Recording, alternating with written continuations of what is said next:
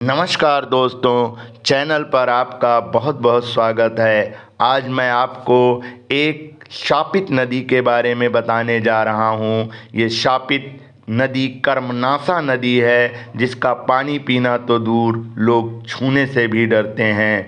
भारत में गंगा समेत कई ऐसी नदियाँ बहती हैं जो पूजनीय मानी जाती हैं। हर शुभ काम में इन नदियों के पानी का इस्तेमाल किया जाता है, लेकिन देश में एक ऐसी नदी भी है जिसके पानी पीने की तो दूर की बात है, लोग उसके छूने से भी डरते हैं। इस नदी का नाम कर्मनाशा नदी है, जो बिहार और उत्तर प्रदेश में बहती है। ऐसे में कह सकते हैं, जैसा नाम वैसा काम, क्योंकि कर्मनाशा दो शब्दों से मिलकर बना है। कर्म यानी काम और नाशा का मतलब नाश होना। इस नदी के बारे में कई कहानियाँ प्रचलित हैं। कहा जाता है कि प्राचीन समय में कर्मनाशा नदी के किनारे रहने वाले लोग इसके पानी से भोजन बनाने से भी परहेज करते थे और फल खाकर गुजारा करते थे। लेकिन इस नदी से जुड़ी दिलचस्प बात यह है कि आखिर में ये नदी गंगा में जाकर मिल जाती है। आखिर क्या है नदी का इतिहास और इसे शापित क्यों माना जाता है, चलिए आपको बताते हैं। बता दें, कर्मनाशा नदी बिहार के कैमूर ज़िले से निकलती है और उत्तर प्रदेश में बहती है। ऐसे में ये नदी बिहार और यूपी को बांटती है।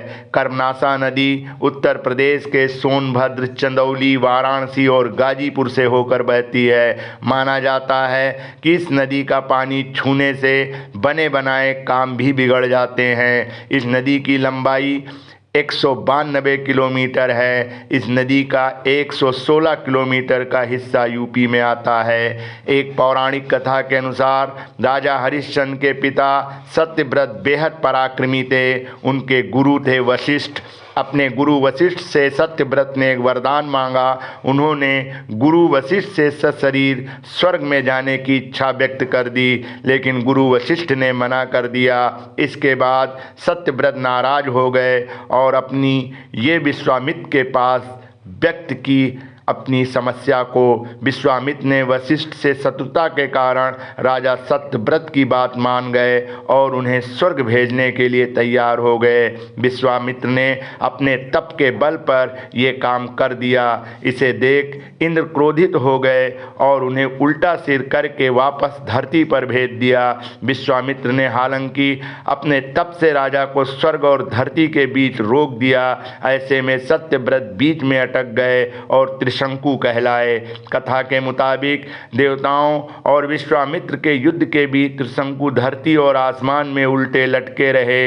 इस दौरान उनके मुंह से तेजी से लार टपकने लगी और यही लार नदी के तौर पर धरती पर प्रकट हुई। माना जाता है ऋषि वशिष्ठ ने राजा को चांडाल होने का श्राप दे दिया था और उनकी लार से नदी बन रही थी, इसलिए इसे शापित नदी कहा गया।